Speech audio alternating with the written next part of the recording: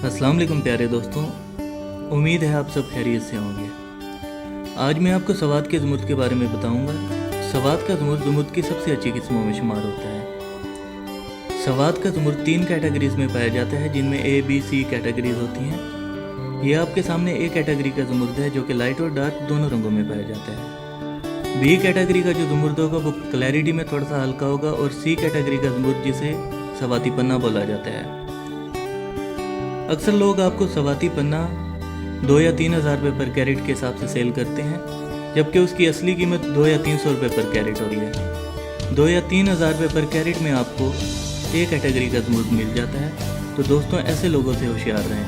उम्मीद करता हूँ आपको मेरी वीडियो अच्छी लगी होगी। अगर आपको मेरी वीडियो अच्छी लगी हो तो वीडियो को लाइक करें, न्यू है तो चैनल को सब्सक्राइब कर दें और बेल आइकॉन को ज़रूर दबा दिया करें, ताकि मेरी न्यू आने वाली वीडियोज़ का नोटिफिकेशन आपको मिलता रहे। मज़ीद आने वाली वीडियोस में मैं आपको स्टोन्स के हवाले से अपडेट करता रहूँगा।